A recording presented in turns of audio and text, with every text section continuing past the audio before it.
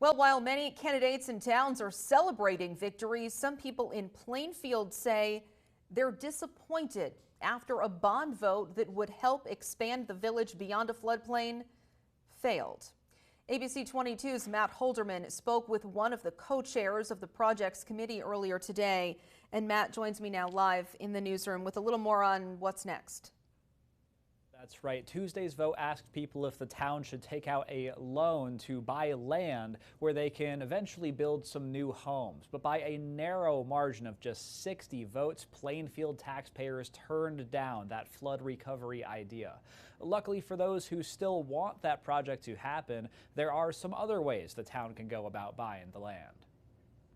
It was disappointing to get the results last night and definitely felt crummy. A community-led group hoping to build new roads and homes in Plainfield hit their own bump in the road Tuesday night as voters turned down a loan that would have opened the door for work on their project to begin. The East Village Expansion project aims to build about 40 new housing units on a plot of land uphill from the town's floodplain, and the question voters answered on election night was if the town should take out a $600,000 loan to buy that land. But with 238 people voting yes and 298 voting no, the effort has been put on hold. Borrowing the money to buy the land like this, that wasn't something folks were into, at least as presented. Arian Taboomery, who owns flood-damaged property in Plainfield, co-chairs the East Village Expansion Project's advisory committee, and he says there could be a few reasons the majority of the town's voters were not on board with the loan. He says some people put up signs around town leading up to the vote, labeling the loan as risky debt. But ultimately, he thinks the financing was just too complicated for folks to wrap their heads around in a short period of time,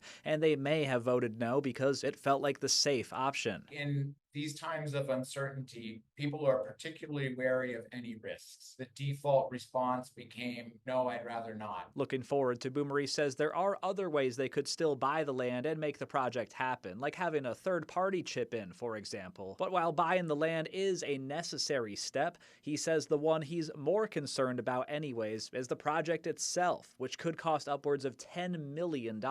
We're really focusing on how we fund the other 94% of this project.